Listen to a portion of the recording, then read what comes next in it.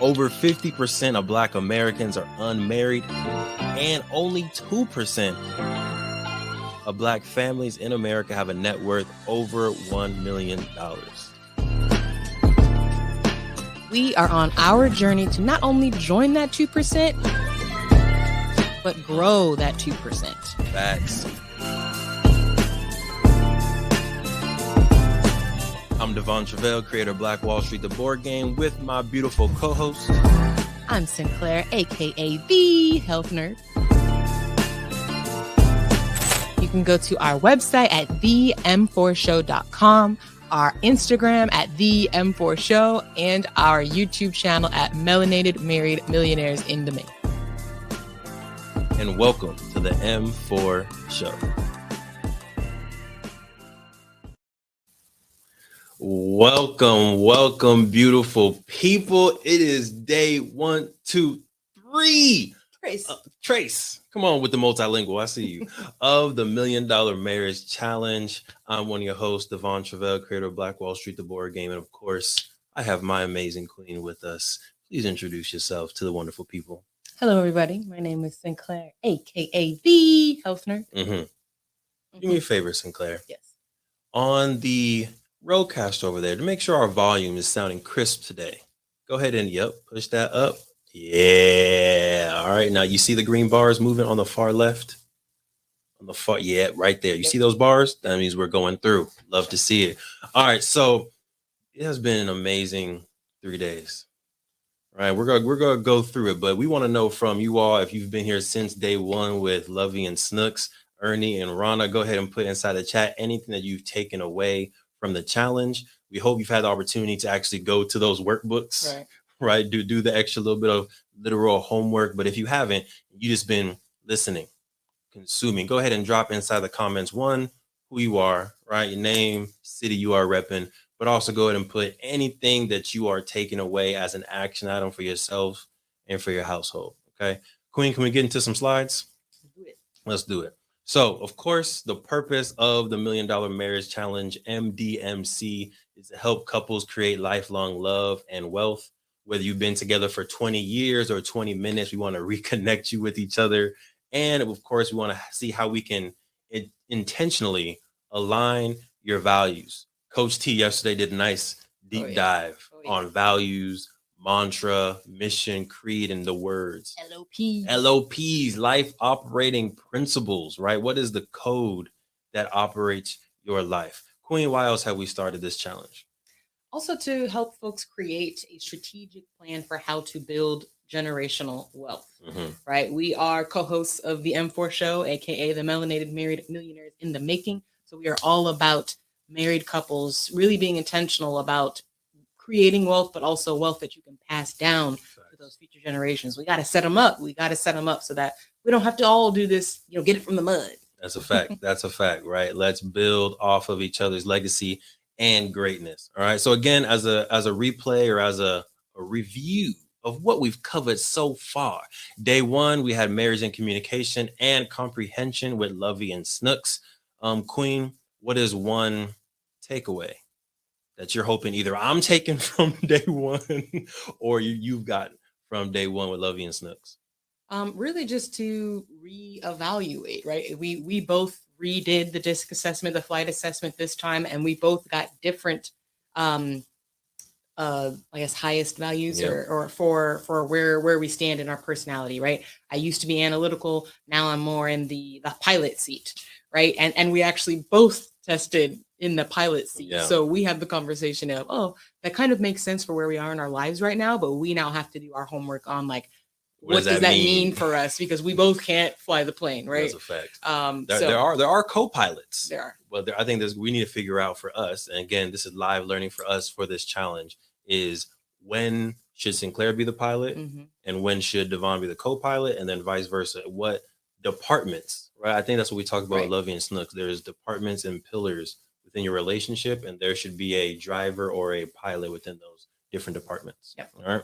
Let's see. What else did we talk about? On day 2, we had the amazing Coach T come through from TMG Consulting to do life operating principles and family values, really reminding us that we are important in order for us to do important work, we need to see ourselves as important people, right? So he gave you a lot of stuff to work on as far as what is your identity, what's your values, and what are the words that you're saying to yourself every single day consciously so that you can go to the right destination, right? Queen, anything to add on that? And the systems. I'm a systems person. Word? So I really took that away of like, what are your life systems? Yeah. What are the systems within your marriage that just keep your family unit a well-oiled machine? How do you operate as a family unit, as a married couple? How do you handle money? How do you handle the household? How do you, like, all those things? Yeah. It's important to flesh out ahead of time. 100%. And last but not least, definitely not last, actually, because we have someone coming tomorrow. Mhm. But today we're going to be going over building generational wealth. There's a lot of different avenues I think that we could go with generational wealth. This is going to be a nice overview, introduction, maybe a review for some people, but really wanting to introduce folks to the different pathways and hopefully give y'all functional steps. All right, after you leave this session, this is the question you should be asking yourselves. This is the homework you should be doing. And these may be some of the people or professionals you may want to start reaching out to. All right, so definitely, if you don't already, break out your notepad, your phone, your voice recorder, your whiteboard, anything that you need to actually take tangible notes so that after the session, you and your family can get to the bag. All right. Queen, anything else before we get into it? I see there's a comment. Is that our comment? That is me reminding folks to introduce themselves in the chat. Gotcha. Whether you're watching on Facebook, on YouTube, definitely make sure you give this video a like everywhere that you're watching, and go ahead and introduce yourself inside the chat, name, city, and anything that you've learned or picked up so far, even if it's a reminder for yourself, right? Maybe you already knew about life operating principles, but it's been a minute since you revisited your mantra. All right, so go ahead and put that inside the chat. We love to see the energy. Okay, so I want to get into it, Queen. There's a lot to talk about. Can I? Watch out. Let me get into it. Let me get into my bag. You know what I'm saying? Let me get into it. So the last thing that we have to cover, y'all, is tomorrow we will have Marjorie McPike here, who is a certified CPA. So she'll come through and she'll talk to us about some specific strategies on minimizing the taxes that we are paying, right? Whether you're an entrepreneur, whether you're a married couple, a business owner, a homeowner, a parent, there are some tax deductions and tax strategies that you probably need in order to get the most back at the end of the year. So make sure you tap in tomorrow. It's going to be at 11 a.m. to 12:30 p.m. Pacific Standard Time, also streaming right here. And of course, y'all get the notifications, y'all. Now, what was that, Sinclair? Oh, you need my password. No problem, Queen. So, disclaimer, right? And this is a industry standard when it comes to talking about any type of finances, security, investments, right? We are not experts. We are not financial professionals. This is for educational and entertainment purposes only, Grandy. So make sure y'all take your notes. Make sure y'all talk to your financial professional after this and you create a personalized wealth strategy for yourself. We're going to be talking about a lot of dope, really good, intentional things today, and really want to make sure you take those notes. And afterwards, you make a plan. You make an action plan to actually build out that wealth. All right. If you're rocking with us, go ahead and take out that notepad. Now, we're going to talk about 4 pathways to wealth. If you think you know one of them, go ahead and drop it inside the comments, drop it inside the chat. If you think or you know for sure one of the pathways to wealth, go ahead and drop them inside the chat. And while I wait for some of those to come in, I want just do a little bit of a side. So we have the privilege of this year starting to do a little bit of work in some high schools. And some of the curriculum that we're going over today, some of the points that we're going over today are things that we're also talking to high schoolers about, middle schoolers about, and really getting them in the mindset of wealth creation. All right, think about if you could go back 10, 15, 20, 30 years to be 15 and know about stocks, know about entrepreneurship, know about the different pathways that you could have started building wealth 20 years ago. Imagine where you would be today. right? So again, this information is really good, but it's also practical. So you'll be able to make some tangible steps forward. And if you have kids, feel free to bring them into this conversation or start having these types of discussions with them. Even if they're 9 years old, tell them about LLCs, right? Even if they're 15 years old, start talking to them about retirement plans and 401ks, because you never know what type of impact that can have, right? So again, 4 pathways to wealth. Let's get into it. These are the 4 that we are going to cover today. All right. So we have entrepreneurship. If you didn't know, 88% of millionaires in America are self-made entrepreneurs. All right. They didn't get it all from their parents, trust fund babies. They got it by being self-made entrepreneurs, according to Fidelity, which is a investment and financial firm. 30% of the wealth of millionaires is being invested in the stock market, and we're going to talk about the stock market today. 90% of the world's millionaires are invested in real estate somehow, some way.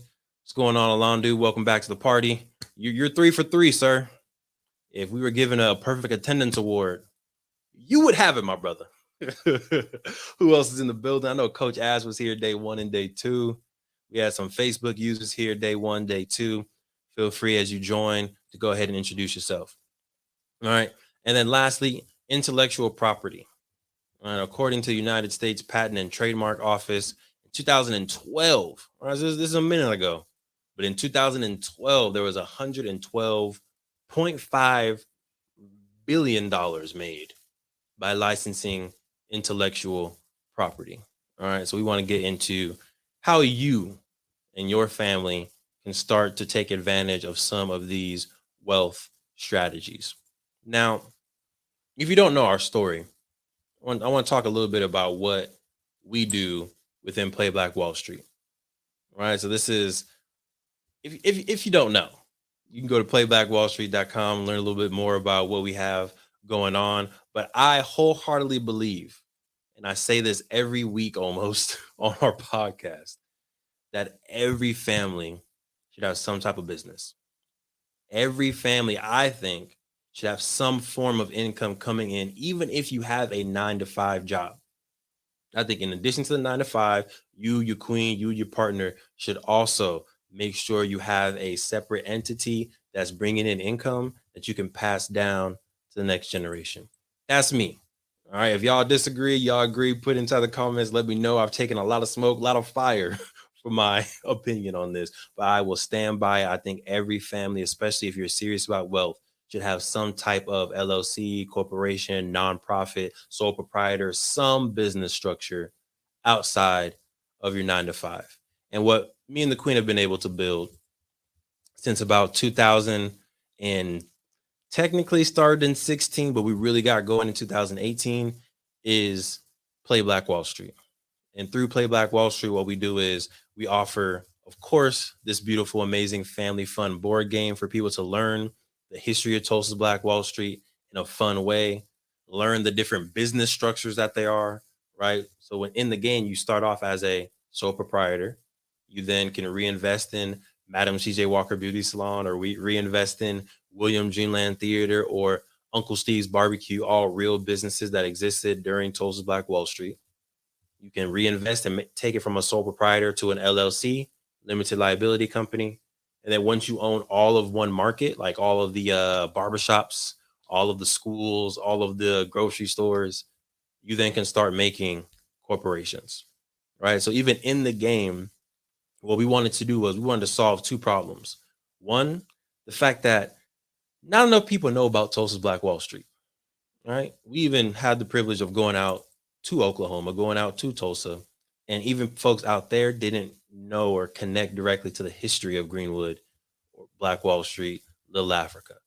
Definitely people out here in California weren't aware of it. So we wanted to create a game that can help teach people about that history in a fun way, but also how can we increase financial literacy and increase entrepreneurship rates within the Black community specifically. All right. So let's see. Alondu saying he's going to go into real estate. Love it. Love it. All right. We're going to talk about real estate in a second. If you got some nuggets on your own experience or journey, definitely feel free to share. All right. But getting back into it. All right. So this is just our kind of our credentials. We started Play Black Wall Street 2018. That first year was a little bit of a struggle, a little bit rough. But after the first 2 years, 2019, 2020, really started to pick up and gain a little bit more revenue. And then we expanded our business model this year to offer our services to schools. And that has really been a beautiful, beautiful experience for us, being able to really expand what we do and scale the financial literacy impact that we're able to have. All right. So I bring all that up to say, y'all better stay streaming. Hey, y'all heard that song? I think it's Still Scheming by Rick Ross and maybe Drake's on there. But I think you should stay streaming, y'all. And by streaming, I mean income streams. Okay. Research shows that millionaires often pursue numerous income streams. 65% of millionaires have at least 3 income streams. All right. Do not rely on just your 9-to-5 job. Do not rely on just your entrepreneurship or small business. You should have multiple streams coming in just in case something happens and globally shipping delays. Just in case something happens and globally people don't go outside. Right? You want to be able to have multiple streams of income. So, okay, if this happens, then I'm going to shift over to this business. Oh, but if this happens, I'm going to shift over to this business. And if this happens, all 4 businesses are actually going to benefit. Right? So have multiple streams available because you want to make sure that your economic wealth is durable. You want to make sure your economic well-being for your family is flexible to the status and the ups and downs of the economy. All right. So make sure y'all have those 3 streams of income. If you're watching live, put 3 streams in the chat. Just put the word 3 streams inside the chat. All right. 3 streams. Yes. There it is. All right. Let's keep it going. So entrepreneurship. This is the first one we're going to cover. All right. Go ahead. If you are a entrepreneur already, you can put a solid 1 in the chat. Own any business. I don't care how big, how small your business is. If you started a lemonade stand when you were 7, put 1 in the chat. And then if you're thinking about starting a lemonade stand, writing a book, starting a podcast, starting a real estate company, development company, anything like that, go ahead and put a 2 in the chat. All right. If it's already established, put a 1. If you're thinking about it, you're on the fence, go ahead and put a 2. All right. Now, I'm going to cover a little bit of stats. And I got my glasses on, but this is still a little hard to read. But I'm going to rock with y'all. All right. I remember some of these. So 86% of millionaires are married. Think about that. I know a lot of people out there who are like, man, Devon, I'm trying to get to the bag. I'm trying to get this money. Okay. But 86% of millionaires are married. So what does that tell you? Right. For me, I know, and I'm gonna get personal on here because hey, y'all rocking with the $1 million marriage challenge. Y'all rocking with the M4 show. So I'm assuming y'all know us, y'all rock with us, or you're in a comfortable space, in a safe space. Right. For me, being committed in a relationship, being committed in marriage was a huge unlock. Because if I can commit to that amazing, beautiful queen for the next 50, 60, 70, 80 years, that's a proof of concept to me that I can commit to a dream. I can commit to a long-term endeavor. And I think there's a struggle, especially when I was growing up, on doing something for a little bit and then stopping. All right. I'm going to do Taekwondo when it's the free trial for a week.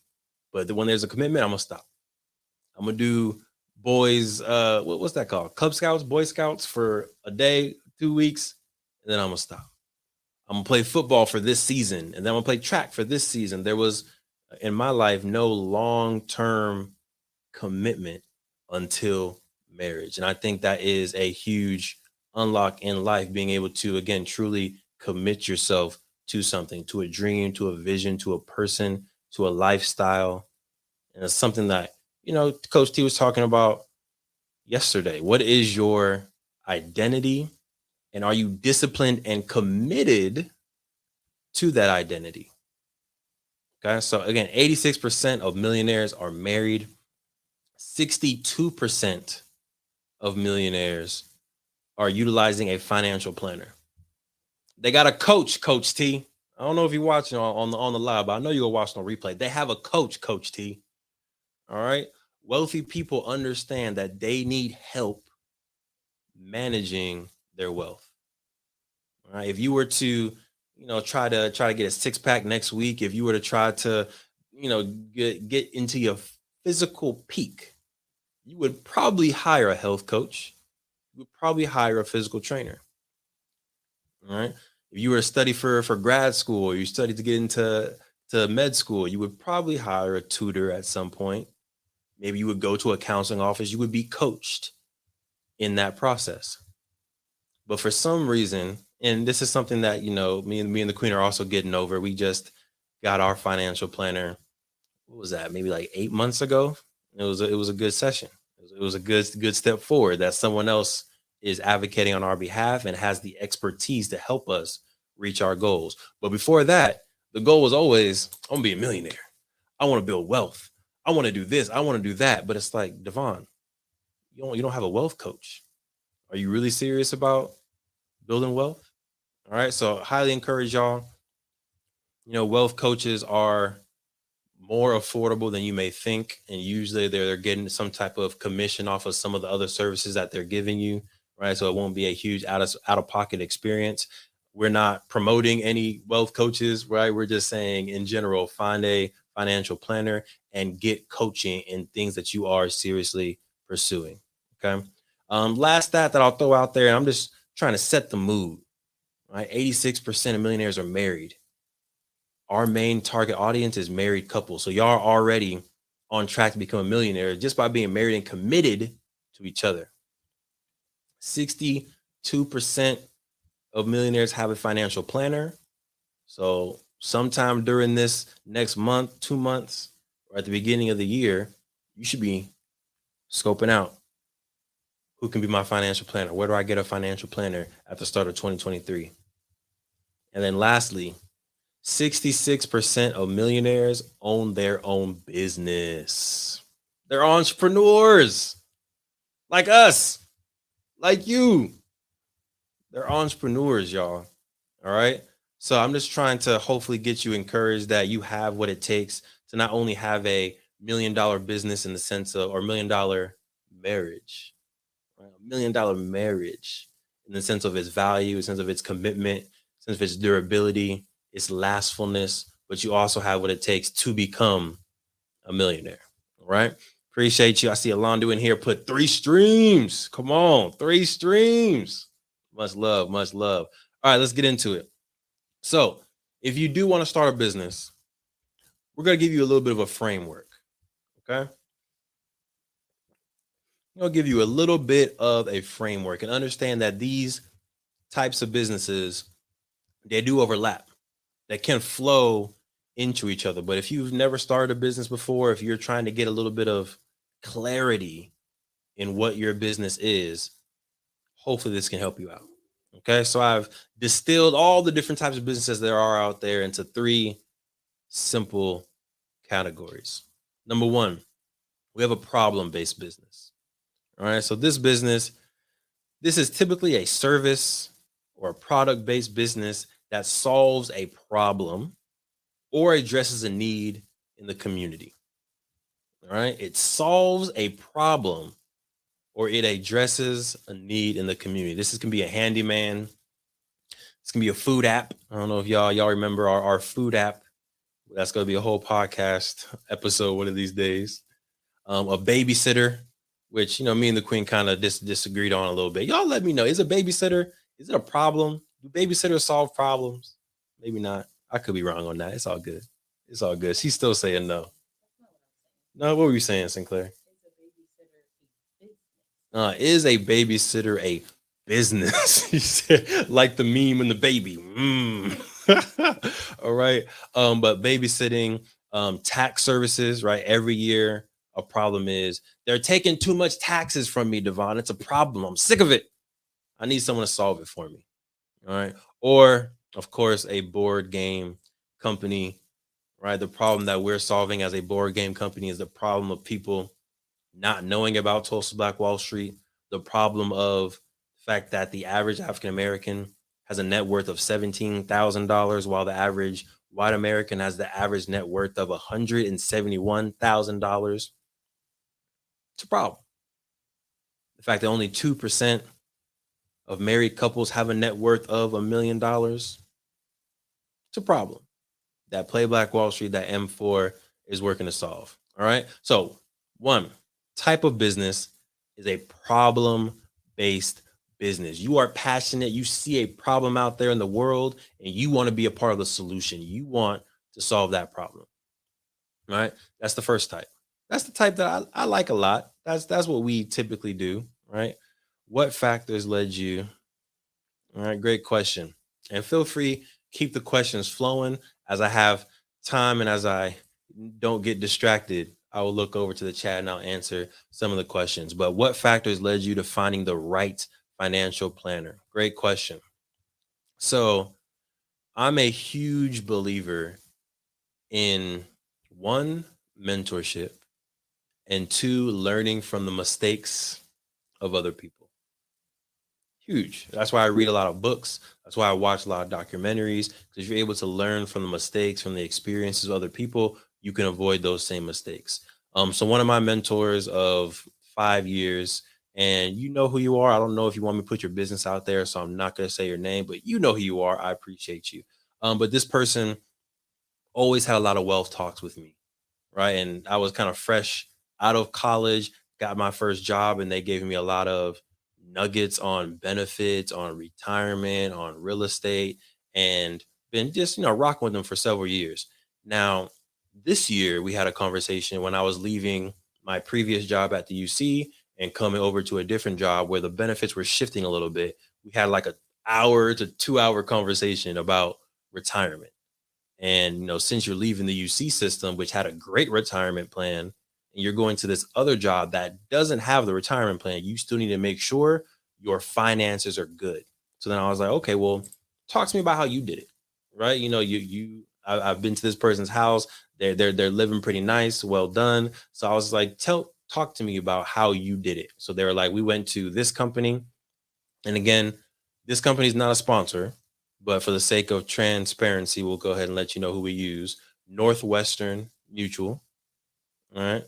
Financial company out there, very, very well known, but there's other options. Okay. So I'm just saying that because that was our experience, but feel free to go to other people. But this person said, this is who I use. This is the setup. This is the typical costs. And these are the benefits of using this financial planner. So we gave them a call, set it up. It was pretty easy.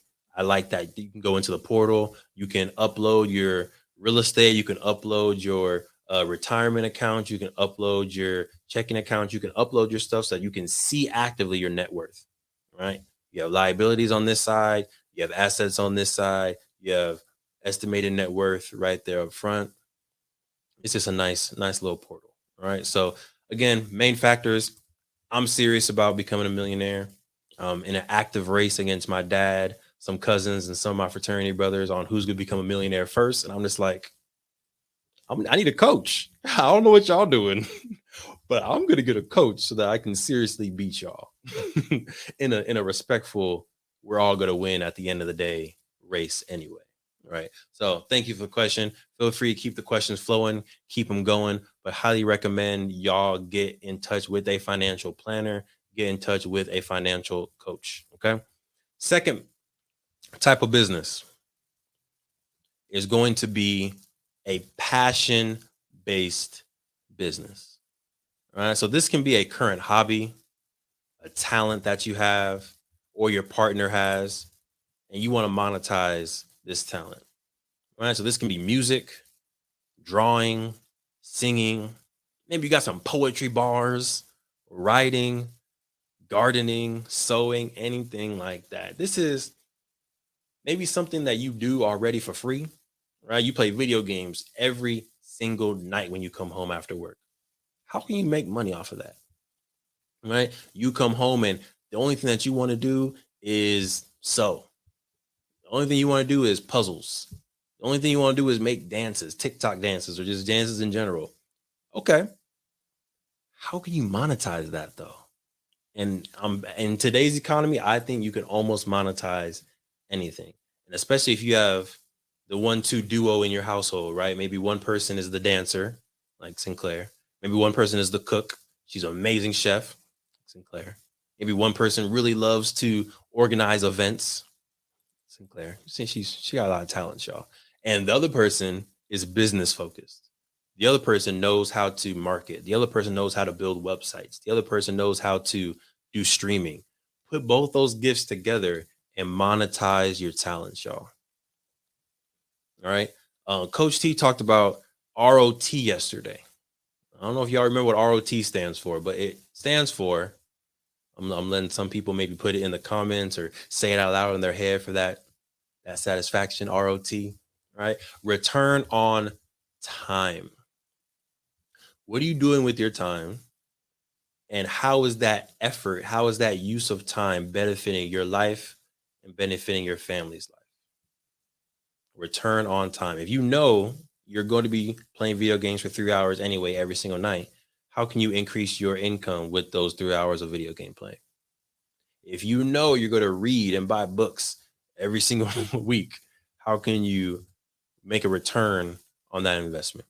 All right. So number 2 is a passion-based business. And lastly, again, there's a lot of overlap with some of these, right? But there is a kind of general focus in a passion. There's a focus in a problem, and there's a focus in a lifestyle-based business.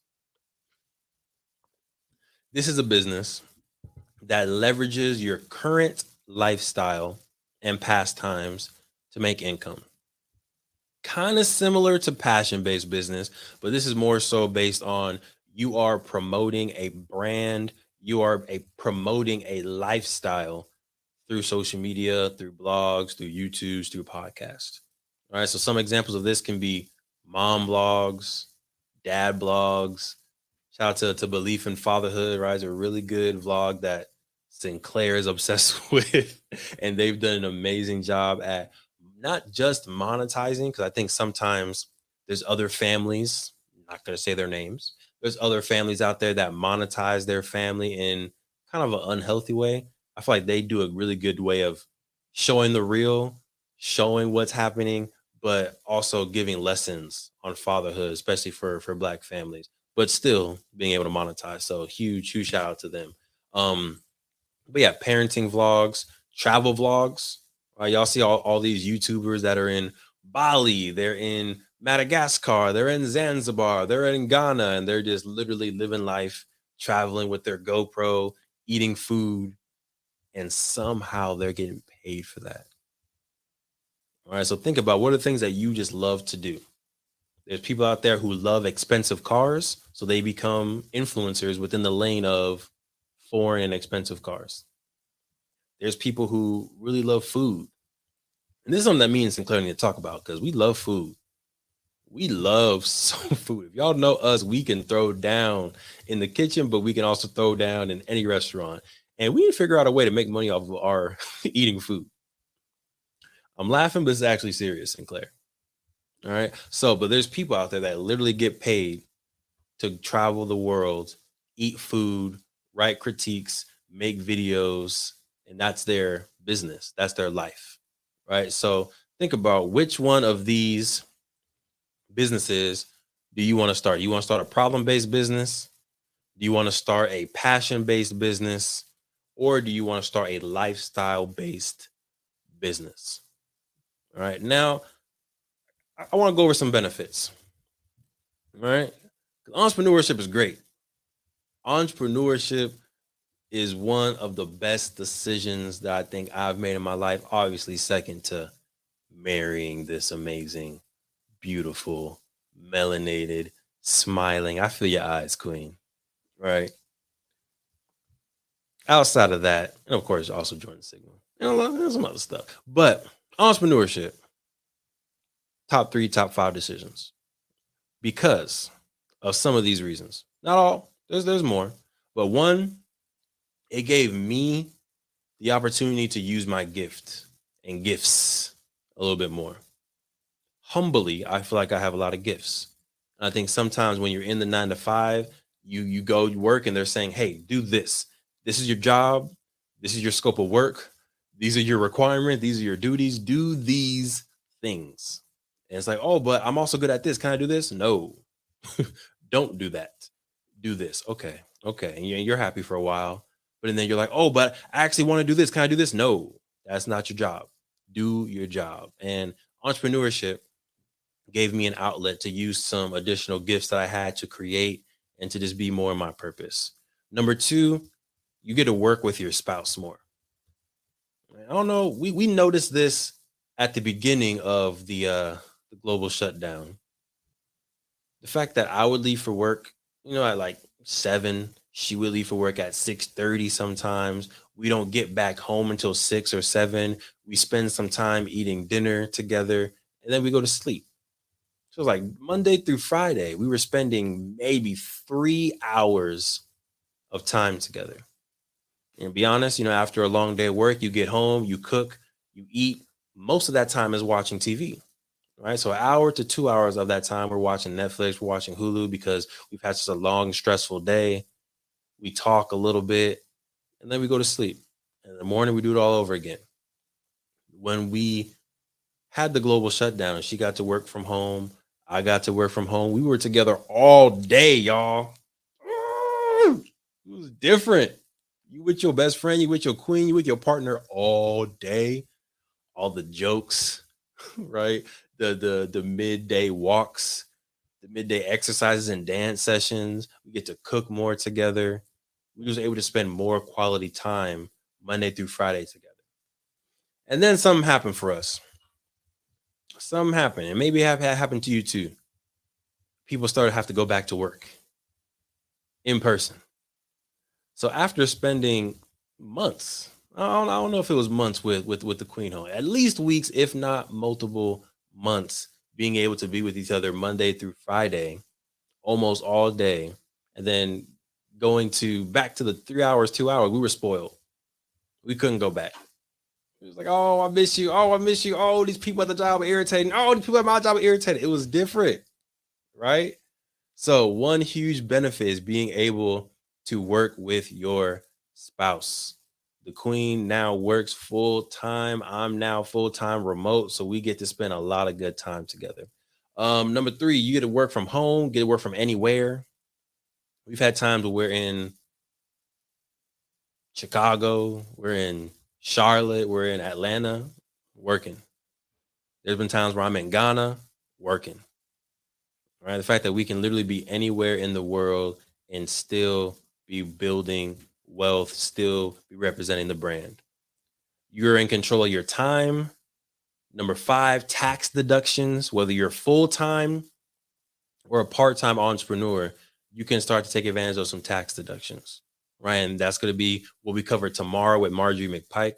But whether it's your cell phone, it's your laptop, it's part of your car, your entire car, it's your business attire, it's maybe some business travel you need to do. There are some deductions that you can take to help minimize your 9 to 5 tax liability and your overall tax liability. Almost the most important, this is the second to last one, is you can pass the business down to your kids or to your family, right? You may have gotten an amazing job, right? Maybe you're making $100,000, $200,000, maybe you're making $300,000 at your job. Unfortunately, unless you work in a new age corporation, they're doing some new stuff. You can't pass on your job to your kids. All right, that's your wealth, that's your position. But once you leave that job and you retire, you can't pass that on. So to be able to build something like a Chick-fil-A, to be able to build something like a Walmart, to be able to build something like a Play Black Wall Street that can get passed down to your family and help them build wealth and help them not start off from the mud, like Sinclair said, is a huge benefit.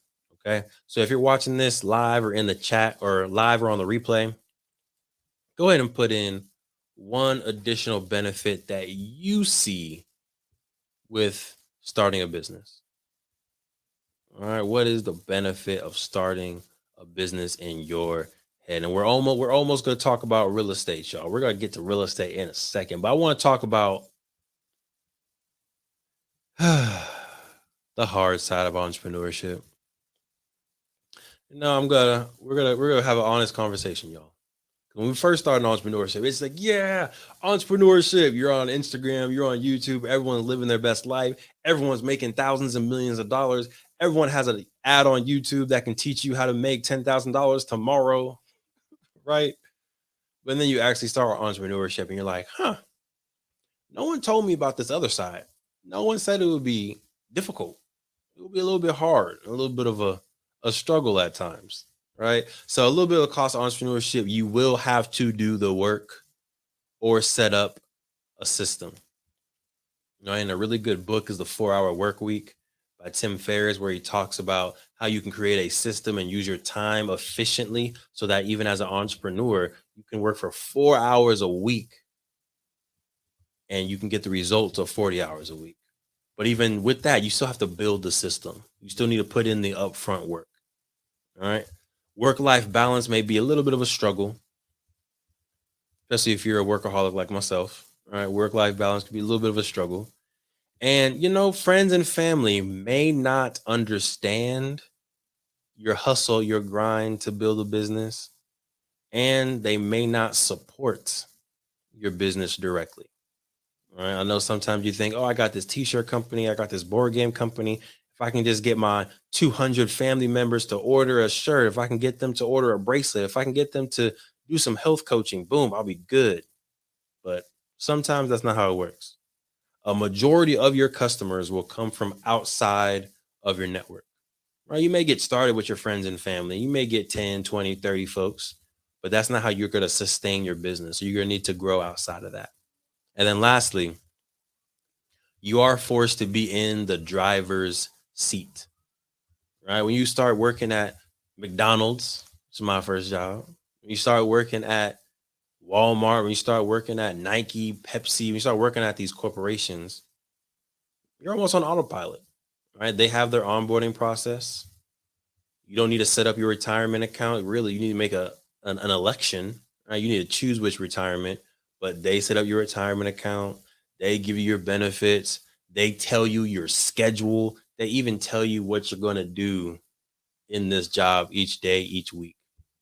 If they're nice, they'll give you some KPIs, some key performance indicators so you can measure your success at the end of the quarter or at the end of the year. But all that is given to you, right? When you're an entrepreneur, you are in the driver's seat. You need to create your own retirement account. You need to go find your own health care. You need to create your own schedule, agenda, task list, or post-it note list, like the Queen likes to do. Right. So it is, I love it. Right. Again, I think it's one of the best decisions we've made in our journey. And I still highly encourage every family to own a business. But I want to be upfront and let y'all know it's not always easy. And you will need to be taking responsibility. All right. Now, I want to go over 5 simple steps to actually launch. All right. If you're watching right now and you're like, yes, entrepreneurship is it. I'm ready. Let's do it. Go ahead and put launch inside of the comments, launch inside of the chat. You can see that flowing, see that going, see that growing, see that. Hey. All right. Let's get into it. 5 simple steps for your launch pad. All right. So step number 1. Do you want to start a problem-based business, a passion-based business, or a lifestyle-based business? All right. Which lane are you going into? All right. And this is where you should definitely be taking out your notes. Answer some of these questions. That way, when you're over this holiday break, you can start taking some action. What I want y'all to be able to execute these 5 simple steps within January. Right? By January, I think y'all can have these down. I think so, but the Queen knows I be pushing timelines sometimes. But number 2, right? After you decided which type of business you're going to start, a problem-based business, a passion-based business, or a lifestyle-based business, then determine by year 4, how much annual income do I want to be making? Now, why do you think I say year 4 and not the first year? Right? Why year 4 and not year 1? Why not month 1, Devon? Why do y'all think? So over 50% of businesses fail in the first 3 years. Right? So what you need, what I need, what we need is to make sure we're creating a vision from the start. We are creating a vision from the start to go past the first 3 years to beat out the other 50% of businesses. All right. So I want you to create that vision. I want you to commit emotionally, spiritually. I want you to commit to being in this business for 4 years. Now you can pivot along the way. And if there's serious market turns or market shifts, maybe do a huge pivot or do a different type of business. But from the start, I want you to be like, okay, I'm going to do this podcast. I'm going to do this YouTube channel. I'm going to do this board game for at least 4 years. And by the 4th year, I want to be making X amount of dollars. All right. Step number 3, identify using either the DISC assessment, which we've given y'all a free DISC assessment if you registered for this. If you haven't taken it yet, go to the calendar invite or go to the emails that you've been receiving and definitely take advantage of your free DISC. Brought to you by Married Into Crazy. We appreciate y'all, Ernie and Rana. But identify using the DISC assessment or some other personality tools what role you and your partner are best equipped to play in the business. There's a time, y'all, where I was trying to do payroll and I was also trying to do the marketing and I was trying to do the sales. I was trying to do the editing, and we were making a little bit of progress in Play Black Wall Street, but not a lot. And I was going crazy. Not go front. I was going crazy. We then brought the queen in. The queen brought in her systems, her analytical brain, her ability to do payroll, her ability to process and onboard staff. And we've seen an exponential growth because she has that analytical superpower, the analytical brain, now a partial pilot and driver brain now. And I have the high I, the people oriented, the energy. I like to speak. I like to inspire. I like to motivate side. All right. So now we're both each able to operate in our gifts, and the business is able to expand greater than it was when I was trying to do things that I wasn't really equipped to do. Okay. So use a DISC assessment or use other personality tools to figure out what is my gift. Number 4, I need you to brainstorm your brand's core ideology, mission, vision, and values. All right. Mission. What do you do? Who do you do it for? And how do you do it? What do you do? Who do you do it for? And how do you do it? What's your vision? All right. That's step number 2. Mission is 1, vision is 2.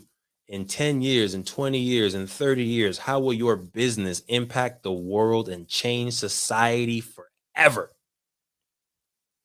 I mean, it doesn't have to be, that big and hefty, but that's how we try to roll, right? How will your business or brand make an impact in society and change people's lives? And then lastly, what are your core values? All right, what are 5 words, 7 words that your business will live by?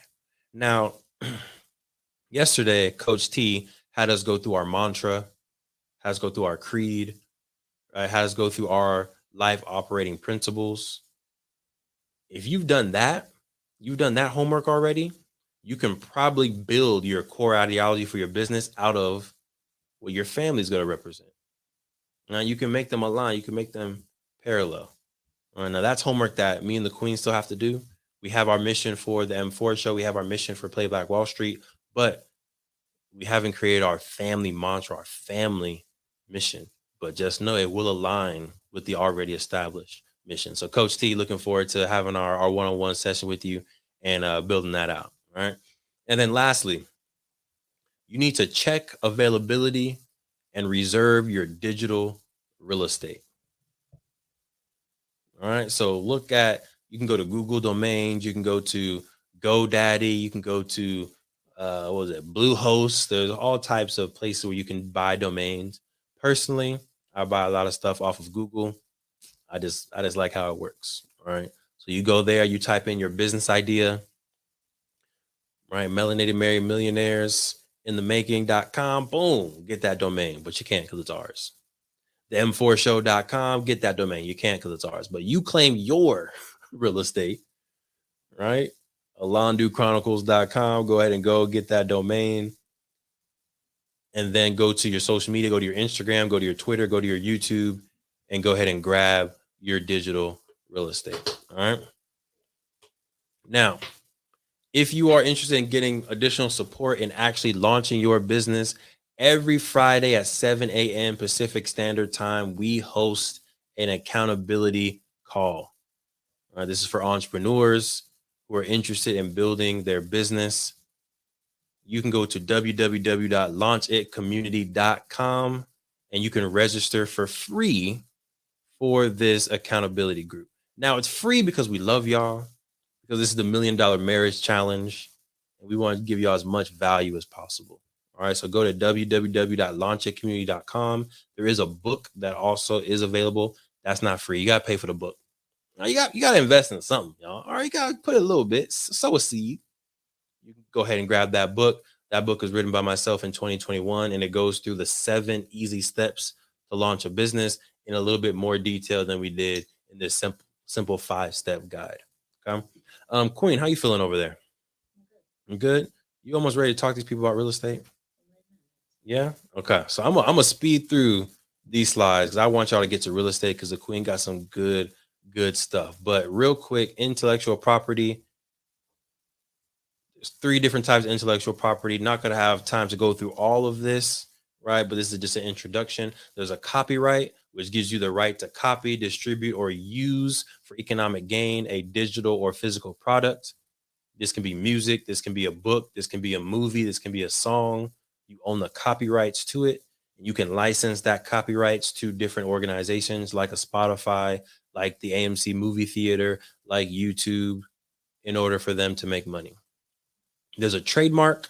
A trademark is a symbol, a word, or words that are legally registered to establish, use, or represent a brand, company, or product, right? So Nike is a trademark. Black Wall Street, the board game, is a trademark. YouTube is a trademark. It lets you know where a source of goods is coming from. All right. So most likely, if you're starting a brand, the minimum IP you're going to want to get is a trademark to let folks know where your products are coming from. And then lastly is a patent. A patent is a government authority or license that gives you the sole right to exclude others from making, using, or selling an invention. All right. So you've created a patent, you've created a specific way of how virtual meetings can go. Zoom actually did this, right? They created their own patents for virtual meetings. They created their own patents for how you call customer service. They own that technology, and other people can't use their specific way of doing it. That's why when you go to Zoom versus Google Meets, it looks completely different. And you're like, goodness, oh, why am I using Google Meets? Why isn't it as good as Zoom? It's because Zoom has patents that stops Teams, Microsoft Teams, stops Skype, stops Google Meets from doing things exactly the way that Zoom does. Okay. So we're going to do another deep dive into IP another time, but these are the 3 different types of IP. If y'all have any questions, feel free to put them inside the comments and we can get to them later. But at a minimum, if you're starting a business, you're definitely going to want to secure your trademark for your business name or for your logo. All right. And then the last one I'm going to talk about very briefly is stocks, investing in the stock market. So y'all can go ahead and you can take a picture, a screenshot of this.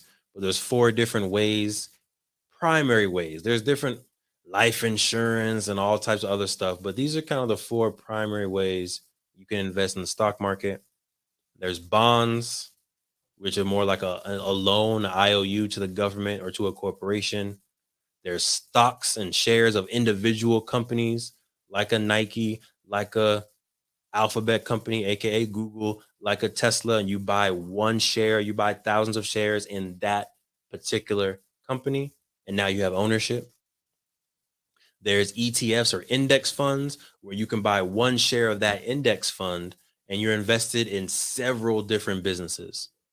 It's a great way to diversify your portfolio, and it's a great way to invest in an entire sector like the S&P 500, the Dow, the what's the other one? Oh, I'm forgetting that technology one off the top of my head. What is it? It's going to bother me. NASDAQ. Thank you, Sinclair, for sending that through the ether.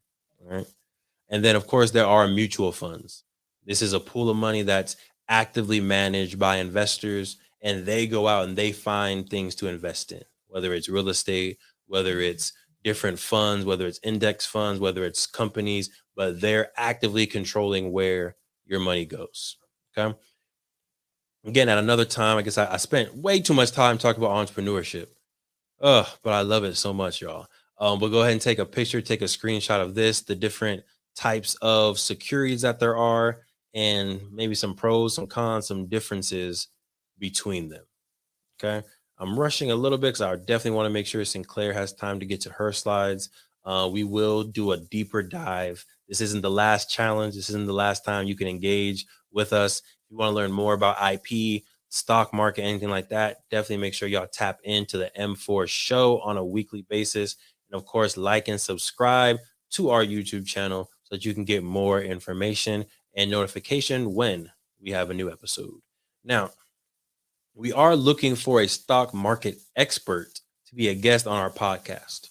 All right, we want someone who can do a deep dive into the different strategies on how people can take advantage of the stock market, go into 401k, go into which index funds give the most return and dividends over time, and really be able to take a deep dive into it. So if you know somebody, or if you are that somebody, go ahead and email Devon at playblackwallstreet.com and we'll go ahead and get that set up. Okay. Now, any questions? I feel like I just ran 100-yard. No, I ran a 400-meter in very small amount of time. I don't know what a good time is anymore for a 400. I'm gonna say like 20 seconds. Oh, it was a lot. Queen, you ready to go? All right, I'm gonna bring down my presentation. Appreciate y'all for rocking with us. The Queen's now going to go over her amazing stuff on real estate. She is our real estate guru. She is the lead in the department. Oh, sorry. I'm sorry, bro. Yeah, that's broke. All right. Oh, I'm sorry. Okay. Well, here I am, folks. And I'm going to be talking about real estate. And, you know, I'm an analytical person. I'm a numbers type of gal. So for me, real estate makes the most sense. It does. But I want to, before we get into it, I want to first ask everybody, put a 1 in the comments if you are in the real estate industry, and put a 2 in the comments if you are thinking about entering into the real estate industry. And we'll probably see some 1s and some 2s.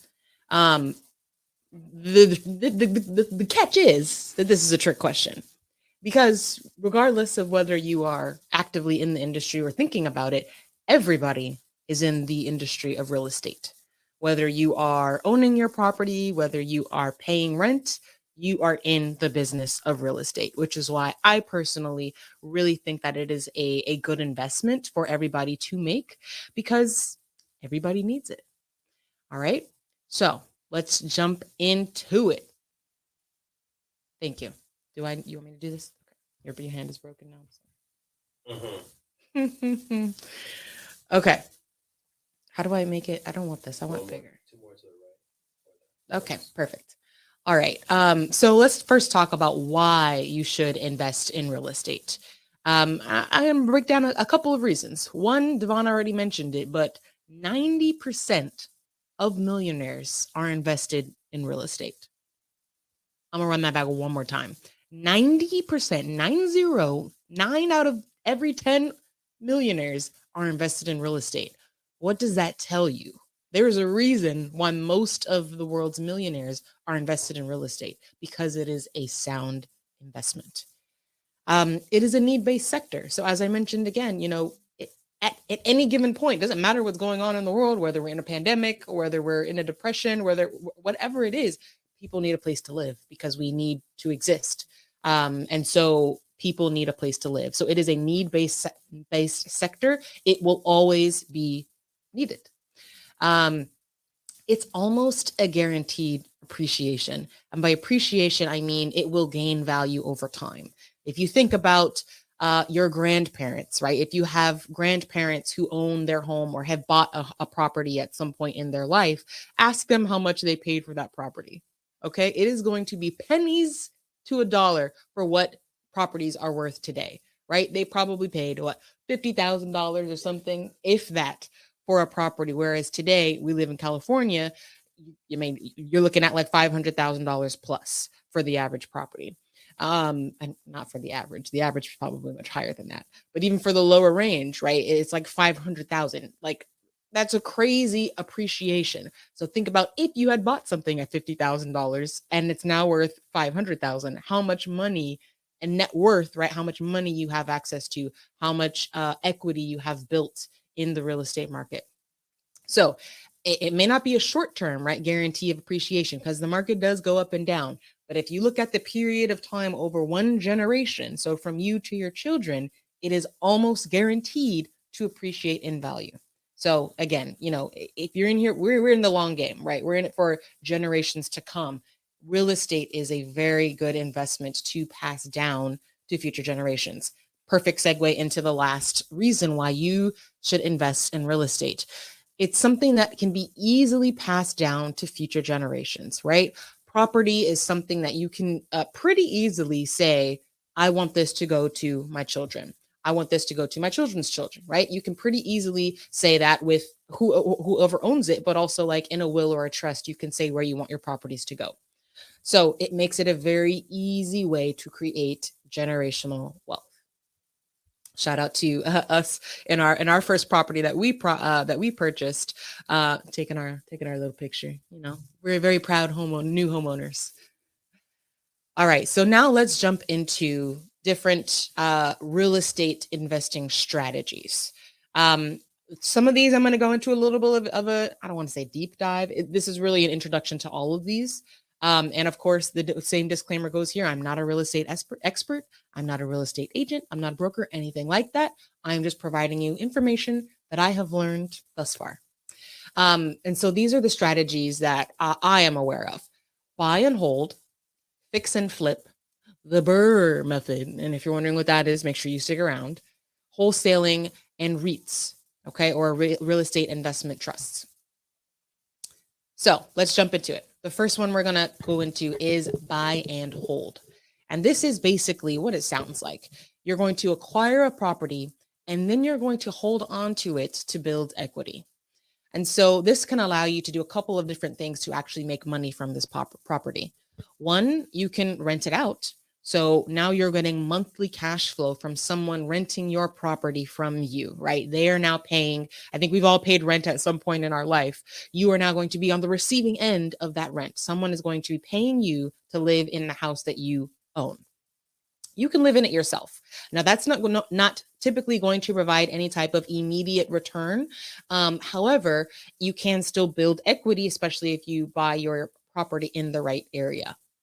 And then lastly, you can tap into equity for future investments. And I do say for future investments because that's how I would recommend you using any type of equity money that you're able to pull out, whether through a HELOC or through, refinancing and pulling out some of that money in cash.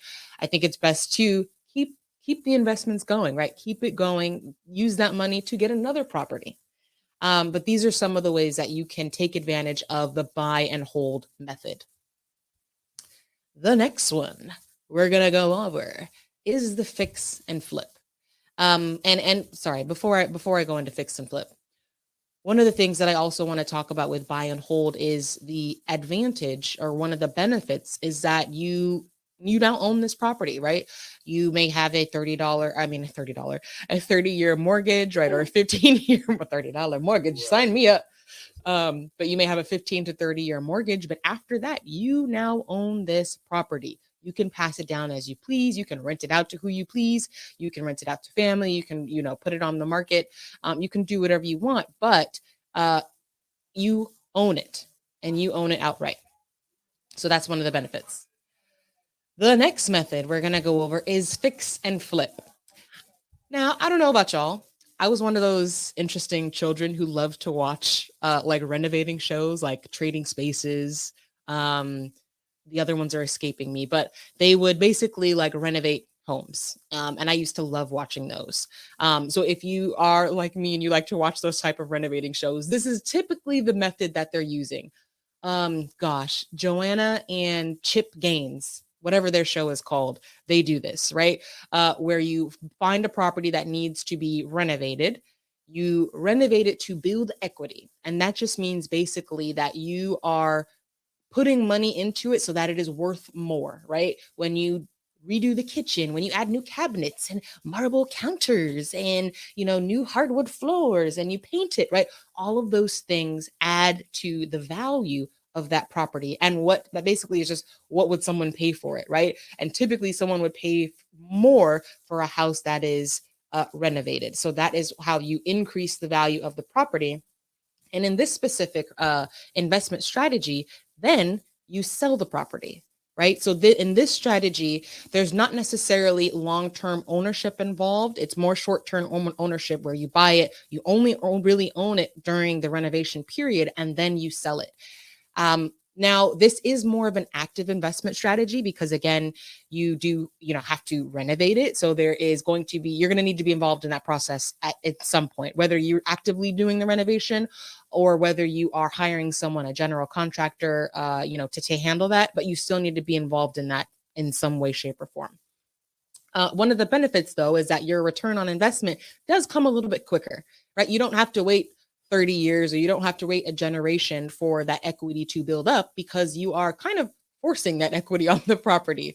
And once you do that and you sell it, now you can pocket that cash, or as I recommend, continue to reinvest in further real estate properties. Okay. Of course, one of the I don't want to say drawbacks because it really is all depending on what you personally want. But again, you don't own this property anymore once you sell it. So you do have a nice wad of cash that you can maybe go now and buy a property that you hold on to. But if you implement this methodology, keep in mind that you're not going to outright own this long term, but you are going to be able to get that cash pretty quickly, right? Within probably like 6 months to a year, you'll be able to pocket some of that cash. So it's a little bit of a quicker return on your investment. This is also the last thing I want to mention here is that one of the ways you can really double down on your investment is choosing to do this type of strategy in a market that's up and coming. Because not only are you going to get the equity that you are building in it from the renovation, but you're also going to get the equity from all of the things going around in the community, right? So if they're building a new park or a new arena or a new apartment building that's going up, across the street, those are all things that can also increase the property value that can improve your equity as well. All right, let's go into the BRRRR method. So BRRRR stands for buy, renovate, refinance, and rent. So this methodology is basically where, it's very straightforward. You buy the property, you acquire the property. It's kind of a mixture of the two methods I already mentioned, buy and hold and the fix and flip. So you buy a property, you renovate it to build that equity. You then do a cash out refinance. I don't think it has to be a cash out, but if you want to keep this going, a cash out refinance is the way to go. And that is basically where you refinance for the new value of the property and you take out the cash in the equity that you've built in the property in cash. And that allows you to continue to do this real estate investment strategy. And then instead of like for fix and flip, you would then sell it. So the difference between fix and flips and the BRRRR method is you hold on to the property and then you rent it out. So again, it's kind of the best of both worlds, where now you maintain ownership and you can rent it out and get that monthly cash flow, but you also get more immediate return on investment as well when you refinance. That can allow you to, again, purchase another property and do the same thing. This strategy right here is how a lot of real estate millionaires are made, because it allows you, again, to just keep going. And you really only need the initial investment to get that first property, because after that, you can use the profits from when you refinance to get your next property, and you just keep going. And each time you acquire a new property, you're getting, right, as long as you're holding on to it, you're going to get more money on a monthly basis when you get someone in your apartment, in the unit, renting it out. So we're actually using this method right now. We are in the renovates part of it, so we're still early in BRRRR. Yeah, we're in the BRRRR. So we are in the renovate portion, but we are, this, I think for me, again, I'm an analytical person. When I saw this, it was like, well, duh, this is a perfect way to invest in real estate. And it really just makes sense. So I definitely, recommend looking into this method if real estate investment is something that you're wanting to get into. Now, the last couple ones that I mentioned, wholesaling and I put fund, but it's actually trust. These are going to be honorable mentions because I'm not super knowledgeable on either of these. I just know that they exist and they're great options if you don't necessarily want to own a property outright, alone. And so wholesaling is basically where someone would put a distressed property under contract, and then they sell that contract to investors. So this typically is for, more distressed properties, undervalued properties. They put it under contract and they sell the contract. That's all I'm going to say about that. I don't know much about wholesaling, but if it sounds like something that would be interesting to you, absolutely go look into it. And the last one here is a REIT, or a real estate investment trust. And so these are basically companies that own or finance real estate projects that produce income.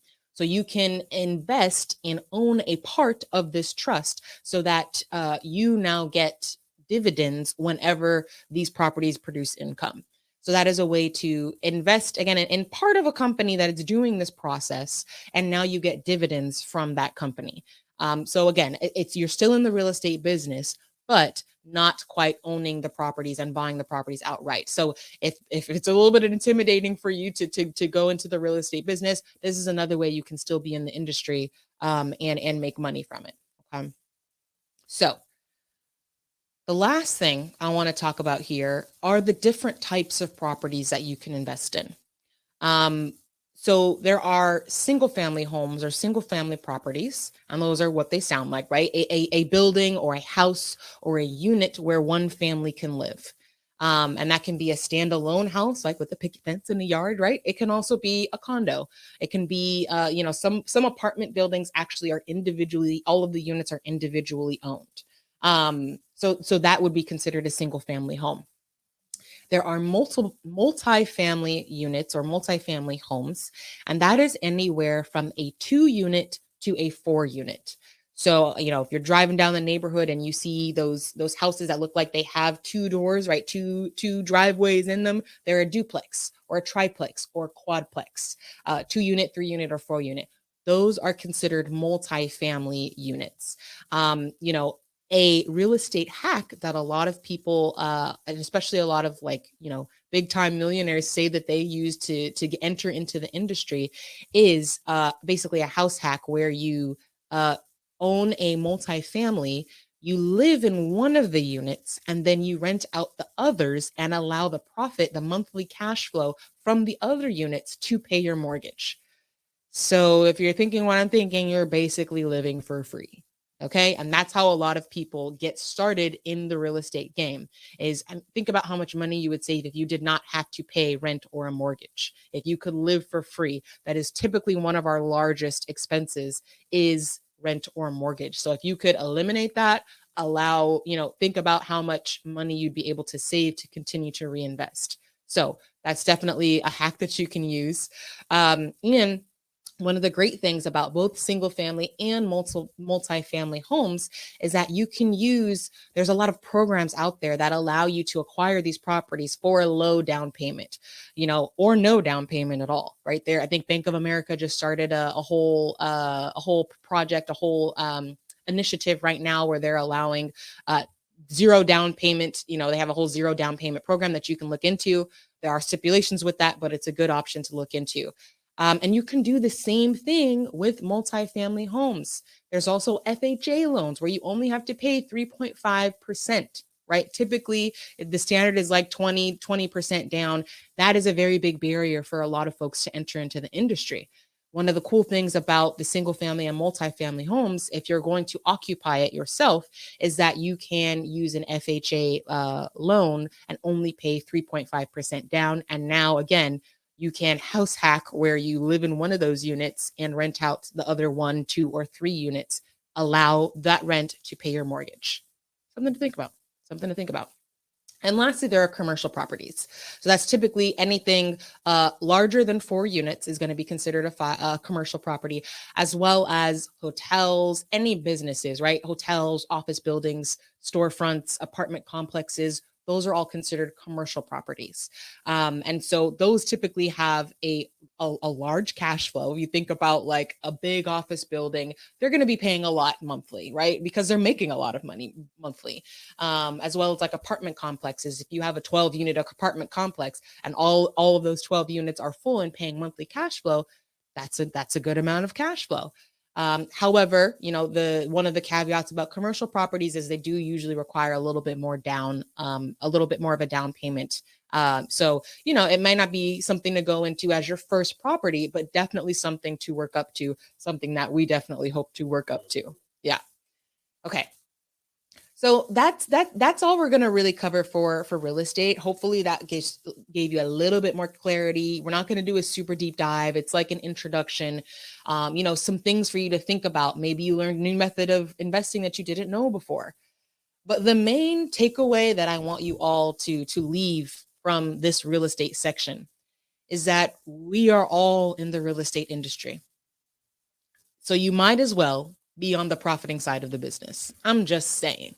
If we know we're all going to be in the business, you might as well get your money. That's it. It just makes sense. Okay. King, you ready to take it away? What am I taking away? I don't know. You're closing us out. We're closing us out. All right, beautiful people. So again, the Queen didn't mention that she did a whole 9-step deep dive on how to buy your first property. So highly recommended. I think it's episode like 133 or 132 of the M4 show. Y'all can go to the website, m4show.com, and go to the 9 steps to buy your first property. That episode was an hour and 45 minutes. It sure was. So if you really want a deep dive in all the steps that you should do, definitely make sure y'all check this out. But hopefully within this episode, within this day 3 of the challenge, you got a good sense of, okay, I have options. Right. If I want to build wealth, I can do a business, I can do intellectual property, I can buy an apartment complex. I have options, and you have the capabilities and hopefully the partner to get it done. Okay? Let's build these $1 million marriages. Queen. Yes. When I present this, can I keep going on your presentation or should I go back to my presentation? Talk to me. You should go back to yours. I should. Yeah, you should. So, unless there is one more slide on there. But while you do that, I wanted to really just stress something that I believe you mentioned earlier. And that's, I think it's good to start with one stream of income, right? Really just understand what you're doing with one of those, get comfortable with that one stream of income. But most millionaires have multiple streams. So don't get stuck with one stream, right? Definitely make sure to diversify your portfolio as much as possible, because that is how you become recession proof, right? Shout out to Marcus. Yes, that is how you become recession proof, because if anything happens with any one industry and all of your money is coming from that one industry, you might be in trouble, right? But if you really diversify your income streams, you should be okay if stuff hits the fan, right? Yeah. Being economically durable or flexible. Yeah. Love it. Okay. So as a reminder for folks, come back tomorrow. We're gonna be doing a deep dive with Marjorie McPike on tax strategies. All right, tomorrow, Saturday, taxes. Tomorrow, Saturday at 11 a.m. Pacific Standard Time. If you are registered, you'll receive the notification. If you've been added to the wait list, you'll receive that calendar invite just like usual. So make sure y'all pay attention to the emails and definitely check out the website. Go to milliondollarmarriagechallenge.com where we have the workbook for day 3 and the social media post for day 3 as well. Right? I really want to make sure you're not just sitting here watching and consuming, but you're able to take some actionable steps and really reflect on what you learned here today so that you can continue to apply this information and build that $1 million marriage. So as usual, this is the M4 show, Melanated Married Millionaires in the Making. We hope y'all secure the marriage. We hope y'all secure the love. And of course, we hope y'all secure the bag. Peace. Thank you for supporting the M4 show and our mission to increase the wealth of Black families. If you received any value from this episode, any value at all, any, do us a favor and give us a like and subscribe on YouTube and Apple, Spotify, anything, all of them, all of them, wherever you're listening, go ahead and like and subscribe. And after you like and subscribe, make sure you send this episode to at least one family that you really want to see win. We'll catch y'all next time. Peace.